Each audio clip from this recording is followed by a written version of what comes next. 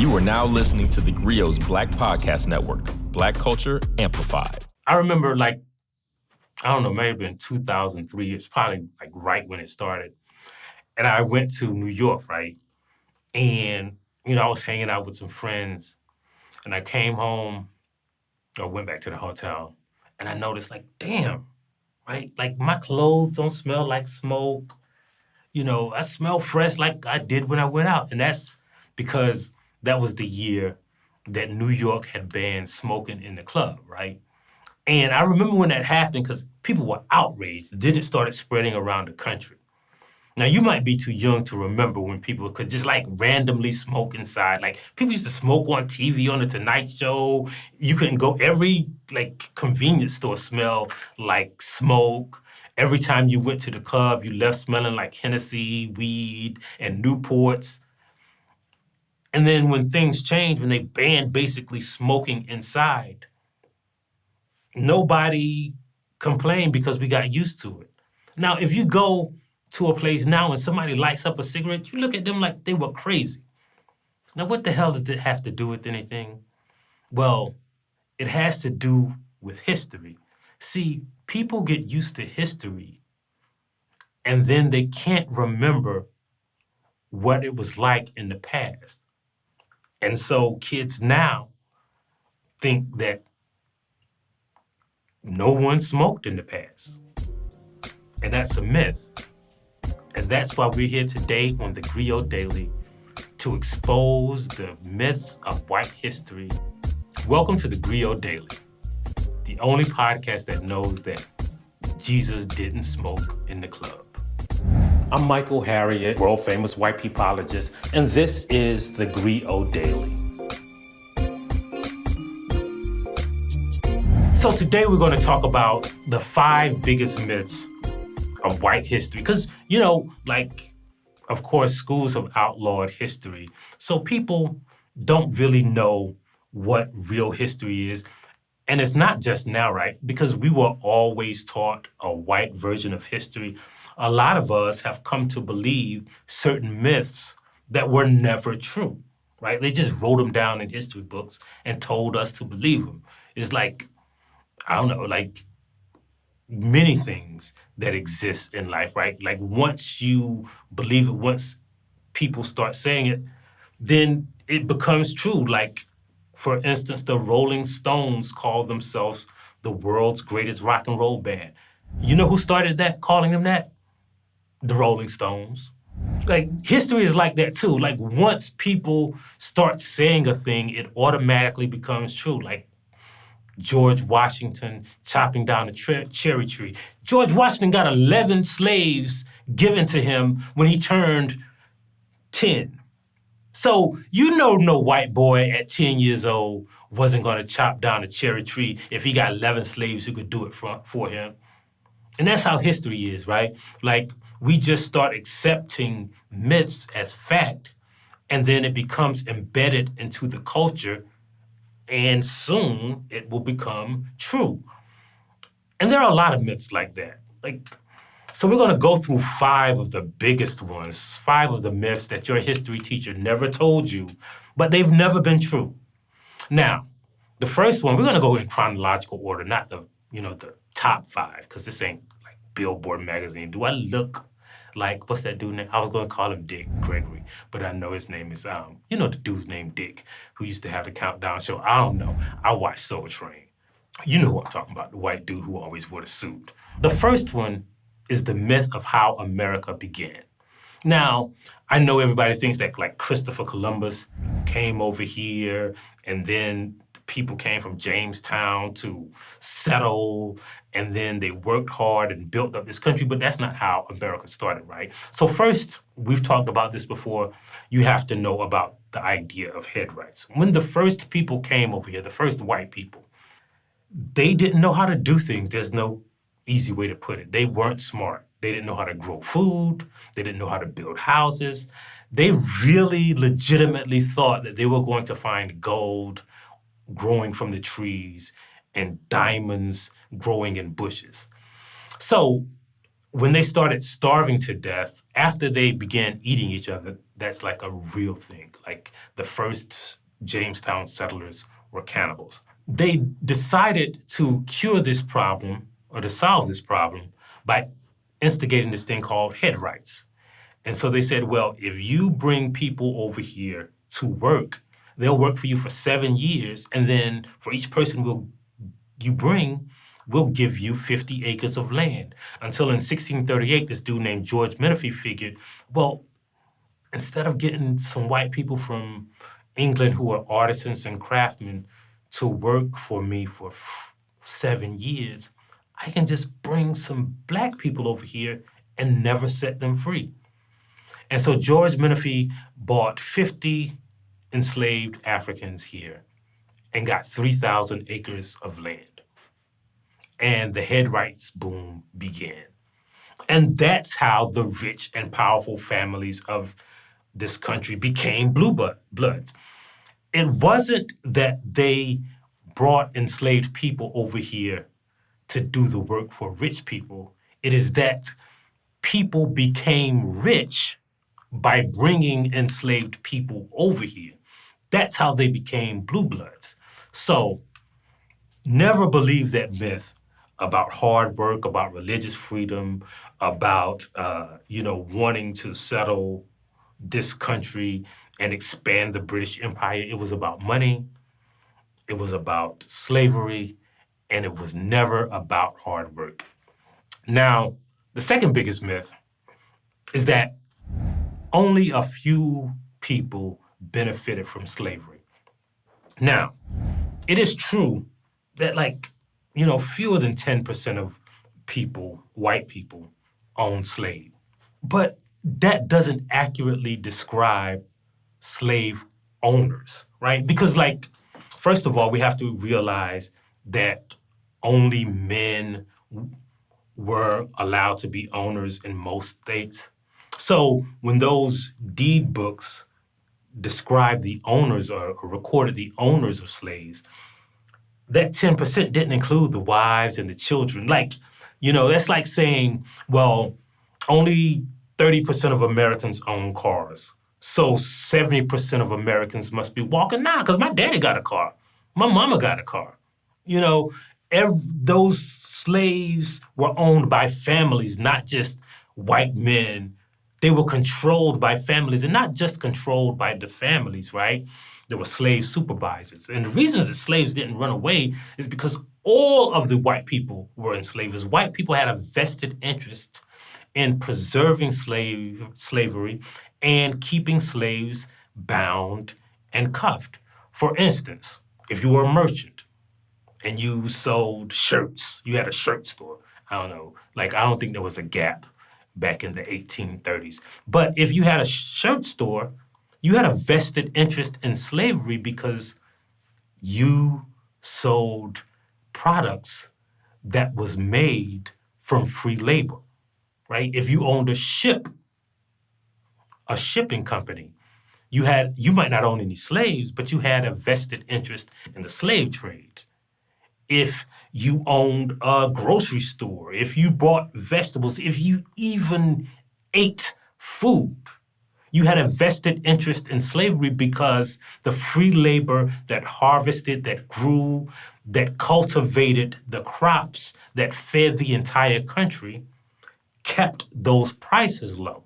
So you were able to eat, you were able to gain a profit, you were able to prosper economically because there was so much free labor that built this country.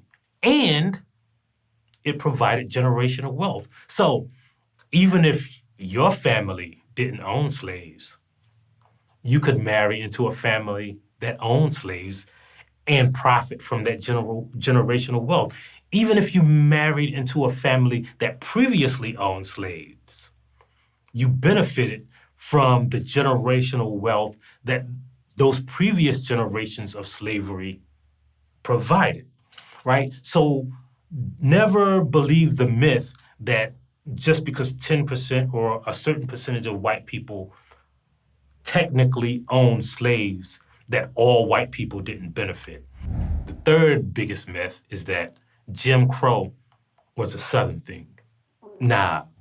And we talked about this in a previous podcast, but Jim Crow didn't start in the South. Like, Black people and white people lived in closer proximity in the South during slavery than they did in those so-called free states. You know, Black people rode the trains with their masters because their masters knew that if they let them out of their sight, they were going to take to the wind. They were going to get out of there. I know I would have. I mean, I think I would have. Like, I can't say it because I know white people had a lot of guns back then. But Black people in the South and white people in the South lived in very close proximity to each other. So that proximity wasn't necessarily terrible to white people right after the Civil War. In fact, you know, segregation, segregated neighborhoods, segregated streetcars, segregated public transportation is a thing that really began and was codified because of segregation in the North, right? Like, there was this dude who talked about being kicked off of a train, like, in the North from going from Boston to Philadelphia. And that dude, he wasn't, you know, in the South when that happened. He was in the North. And his name, some dude, I don't know, you probably ain't never heard of him, some dude named Frederick Douglass. But again, Jim Crow and segregation, segregated schools, it was a nationwide thing that was exported from the North to the South. Black people weren't voting in large numbers in the North even before the Voting Rights Act, right? And here's another myth, right? So, you know, Republicans especially will tell you that, well, Republicans, they voted for the Civil Rights Act, and Republicans voted for the Voting Rights Act, and the Democrats, they didn't do it. Well, that's not actually true. See, if you look at the voting tallies from the 1965 Voting Rights Act, Democrats and Republicans from the South voted against the Voting Rights Act, and Democrats and Republicans from everywhere else voted for it. So it was just a white people thing. It wasn't a Southern thing. The next biggest myth was the myth of the nonviolent civil rights movement.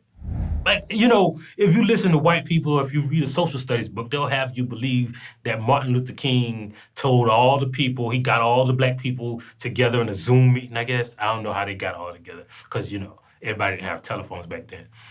I guess they had a Zoom meeting and everybody agreed, like, we just gonna take our whippings and just hope that white people give us civil rights. But that's not actually how it worked. The civil rights movement, first of all, it was not nonviolent because, like, white people were really violent. You can look at the movies and the film footage and see that white people were pretty violent during the civil rights era.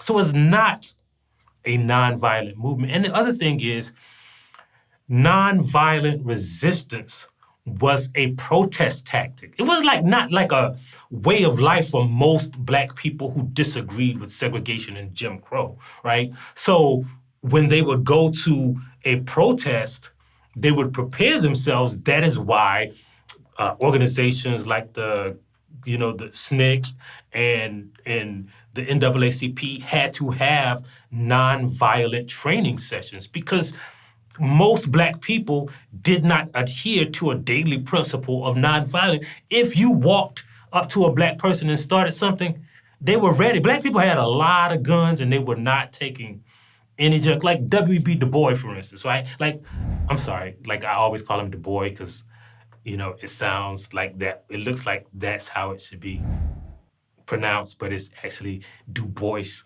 So Du Bois, during the 1906 Atlanta riot, when like white people went ham in Atlanta, Du Bois patrolled his house with a shotgun, right? MLK, this is like a story I always like to tell about MLK when someone came to talk to him about the concept of nonviolent resistance, and they sat down and they were talking about Gandhi, and the person was like, why is this chair so uncomfortable? And Martin Luther King was like, oh yeah, I keep my gun under that pillow. So they were always believers in self-defense, and nonviolence was a protest tactic, a resistance tactic. It was not like, if white people come here, we're just going to let them beat them. Like Ida B. Wells told everybody to keep a Winchester rifle above their fireplace. The Deacons for Defense protected the protesters. You know, the Lowndes County Freedom Organization was registering voters with guns on their hips. And that's when the phrase white power became prominent in the civil rights movement. So don't believe that like all the black people decided one day during, Google Meet invite or came together at a national cookout and said, you know what, we're going to take beatings. No, the civil rights movement believed simultaneously in self-defense and nonviolence resistance. It was not that they were nonviolent. They used nonviolent resistance. See, they resisted like a... But the most common misconception and myth about American history is that America is a democracy. Now, to explain this, first we gotta know what a democracy is. Merriam-Webster, y'all know our girl Merriam. She describes it as a government by the people, especially the rule of the majority, or a government in which the supreme power is vested in the people and exercised by them directly or indirectly through a system of representation, usually involving periodically held free elections. Well, I mean, let's be honest. That's never happened in America. First of all, like, there's never really ever been a free election in America. And I'm not just talking about, voter suppression and voter ID. I'm talking about, for the most of American history, women couldn't vote. For most of American history, black people couldn't vote, right? For most of American history, Native Americans were excluded from voting. For most of the history of this country, legally, right? And then they had to pass laws or amend the Constitution to protect the rights of people who were eligible to vote. But that ain't even what I'm talking about, right? I am talking about the idea, the definition of democracy. See, it's not just about voting. It's about representation. And I'm not talking about felony disenfranchisement, which is a takeaway from democracy. I'm not talking about the people whose votes are suppressed, which is a takeaway from democracy. But I am talking about people who live in U.S. territories, Puerto Rico, Guam, the Virgin Islands, Northern Mariana Islands, American Samoa. None of those people get to choose the president. It's a crazy idea that we never talk about. There are 20 states that are smaller than the number of people who don't get to participate in the Electoral College, who don't get representation in the Senate, and they have to adhere to the laws, right? So if you think about it, that is a perfect example of how America is not a democracy, because here's the thing about those states and about those territories. See, all of those territories are more than 90% non-white. And if the people in those territories voted just how non-white people across America voted, if they had electoral votes, Hillary Clinton could have been president, Al Gore would have been president, George Bush would have never been president, Donald Trump would have never been president, and the filibuster wouldn't matter, right? We'd have laws protecting the right to vote now because those laws have been stalwarted by the filibuster. We'd have police reform now because those votes have been stalwarted in Congress or in the Senate by the filibuster. But if the U.S. Virgin Islands or Puerto Rico or Guam had congressional representation or representation in the Senate, we'd have police reform. We'd have protected voting rights. We'd pass probably a stimulus that gave everybody the right or the money to buy an extra container of seasoned salt, right? We wouldn't have crazy laws that protect white people. We wouldn't have CRT laws because America would have been a democracy. That's another myth that we've been fed by white history. And the way that we can stop these myths from being perpetuated into the future is to vote, is to stand up, is to download the theGrio app, to subscribe on your favorite platform, and to tell a friend. And remember, we're going to leave you, like we always do, with a Black saying. History is written by the victors. And how many Black dudes named Victor do you know? Thanks for listening to theGrio Daily. We'll see you next time. Thank you for listening to theGrio Daily. If you liked what you heard, please give us a 5-star review, download the theGrio app, subscribe to the show, and share it with everyone you know. Please email all questions, suggestions, and compliments to podcasts@thegrio.com. You are now listening to theGrio's Black Podcast Network, Black Culture Amplified. You're watching the Blackest Questions podcast with Christina Greer. In this podcast, we ask our guests 5 of the blackest questions so we can learn a little bit more about them and have some fun while we're doing it. Okay, so this is a trick question. We're also going to learn a lot about Black history, past and present. Beautiful. I learned a wonderful fact today. Great. So here's how it works. We have 5 rounds of questions about us, Black history, the whole diaspora, current events, you name it. With each round, the questions get a little tougher. Oh, you got me. Let me see. I have no idea. I knew you were going to go there, Dr. Greer. Subscribe to the show wherever you listen to your podcast and share it with everyone you know.